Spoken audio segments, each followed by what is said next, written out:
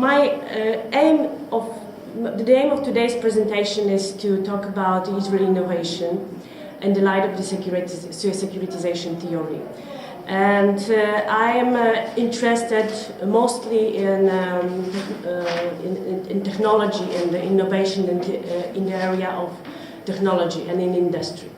So just quickly, I would just say what kind of tricky subject it is. I came here with the presentation prepared two days before the conference, and I had it on my computer. And my computer is completely does not work. It's just completely. So what I had to do, my husband has sent me my paper, and I had to make notes with handwritings. So this is what happens when you rely too much on technology and on the innovative technologies. And in my conclusion, I will refer to what I just said again. I'll try to do it as quick as possible to mark some most important points. My paper is framed very much by the theoretical approaches and theoretical proposals, but though it's rooted and it's granted into the real processes that are going on in Israel and that are relevant for Israeli international position. So, my basic assumption is that the innovation policy that Israel is, in which Israel is so successful and which is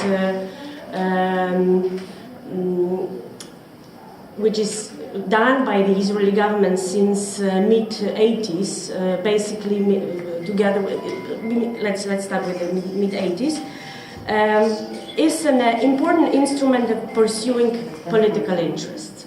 So basically the innovation policy, which is an element, is a part of economic policy, is a tool to obtain foreign policy goals. Namely,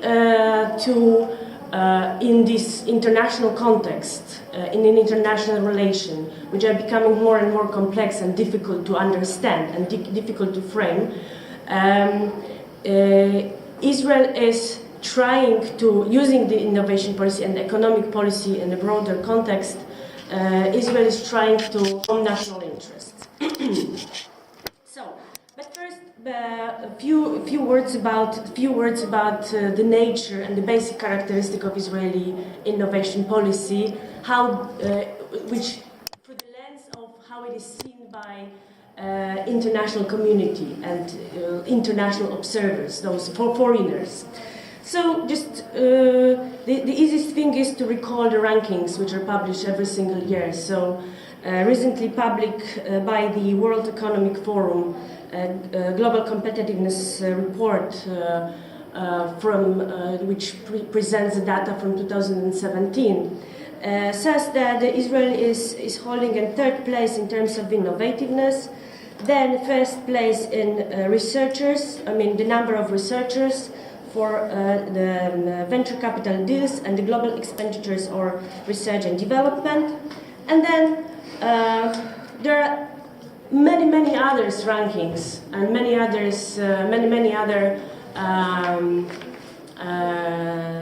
there is a huge debate and every time Israel is placed in a top position. So this you mentioned the books that Israel as a startup nation. Also, Israel is a startup nation. Israel having this label of being a startup nation, one can say that definitely Israel has this well deserved to be named startup nation. This is a result. I claim that this is a result of special construction of national innovation ecosystem in which the government and the state institutions plays a key role. I would say even a pivotal role. So the government constantly, over decades,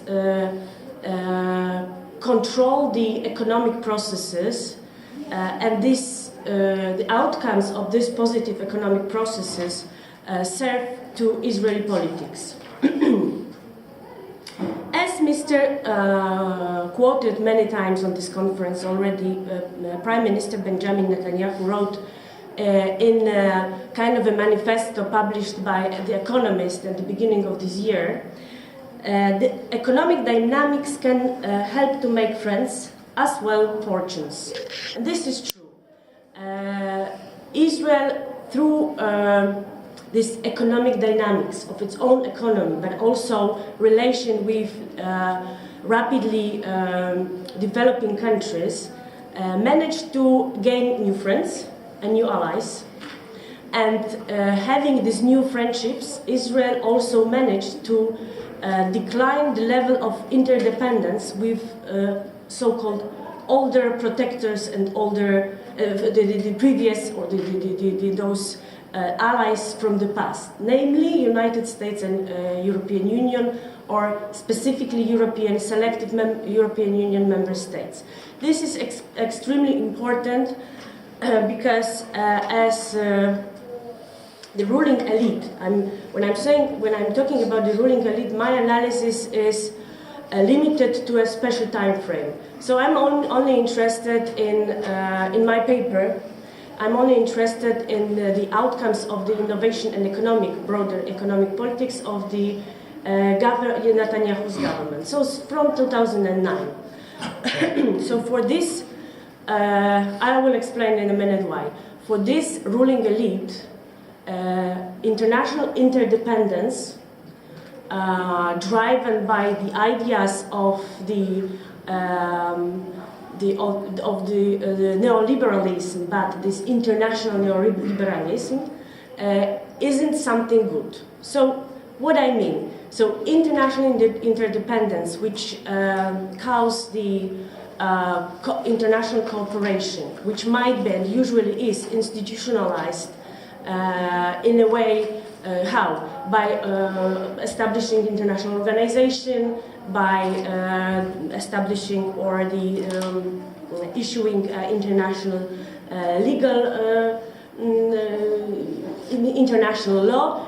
This is something that limits the national states. So according to this ruling elite, it's not something good.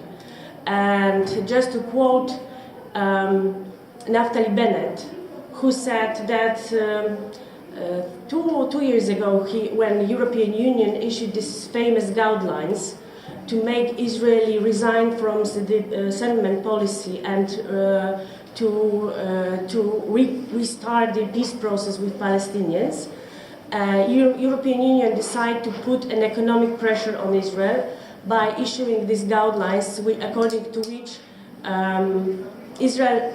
any Israeli entity which acts on the occupied territories would be excluded from the grants, prices, and European Union programs. Then it was perceived in Israel as a possible disaster, because Israel benefits a lot from European Union research and development programs. Just to mention that Israelis are one of the most successful. They hold the 3rd position in winning the grants in the framework of the Horizon 2020.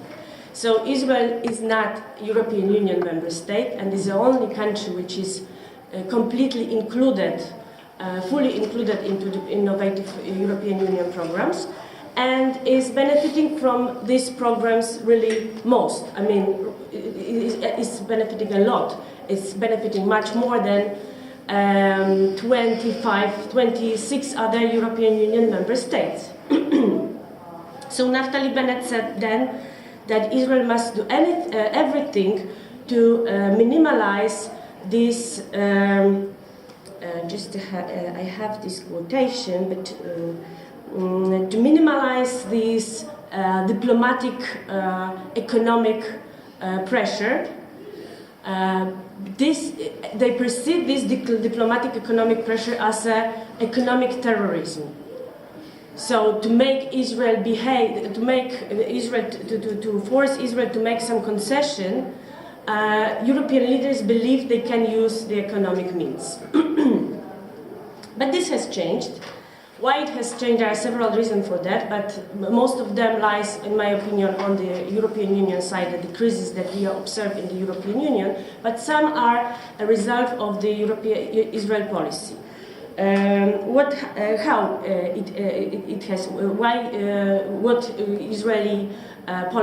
Israeli government, what the Israeli ruling elite did. Basically, they diversify the foreign policy. So they made it multidimensional. So they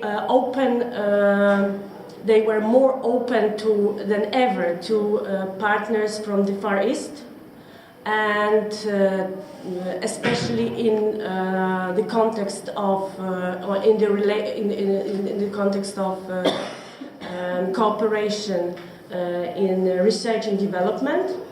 Very beneficial for both sides. Again, just to mention that Technion, for the first time, was granted, for the first time in the history, in Israeli and the Chinese history, opened the overseas branch, or its may I say branch? Yeah. In China to educate Chinese basically engineers. And of course, sorry. In the US, Roosevelt Island, in the US, New York. Of course.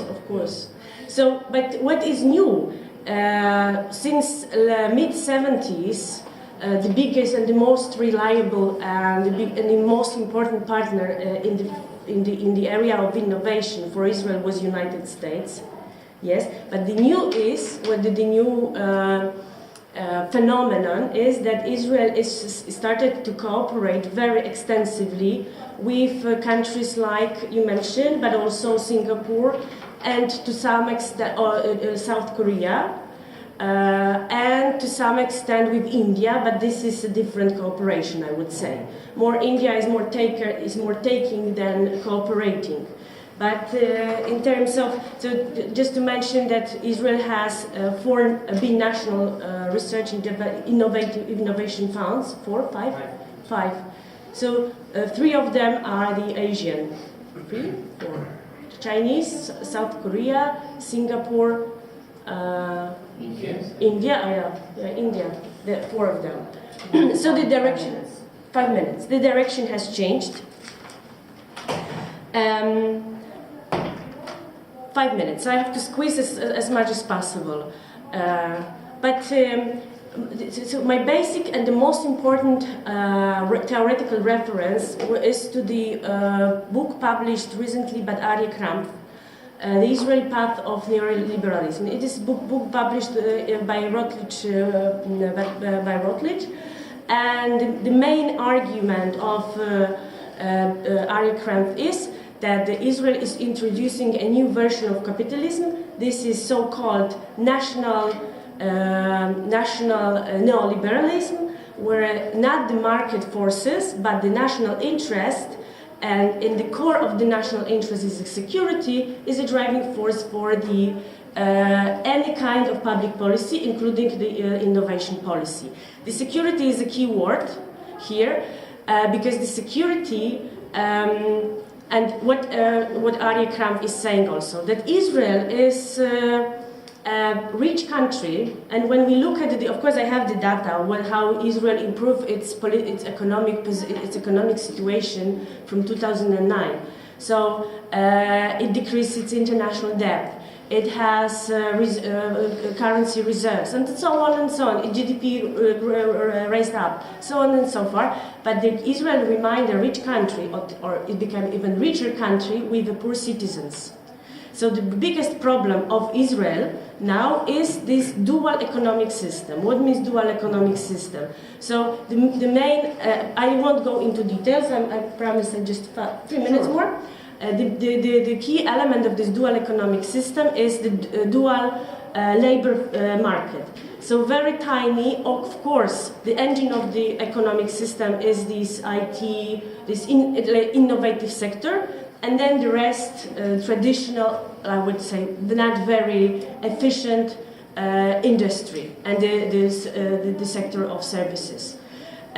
So in the tiny, so I won't go into details. You know what I mean. So why people legitimize this situation of being citizen of a rich country but being a poor citizens? The answer is very simple. This is the answer we can close in one word. One word is a security. This is a security. So people tend to legitimize the Israeli economic internal policy, the home economic internal policy, and the international policy to have this feeling, this sense of security. The government managed effectively to securitize the debate. What is securitization? Another story, I have no time. In my paper is written everything. The government managed to do it. What is the consequence? The consequence, the government is relatively stable. What we call the government in terms of macroeconomic figures and also in terms of political, international political efficiency is effective, but it takes the citizens more and more space, more and more freedom, and more possibilities. So maybe this is it. And one more conclusion. I came to this conclusion like sitting here. This when I thought what happened with my computer, because I wrote something like this. What happens when Israel will lose the technical input and the power of momentum?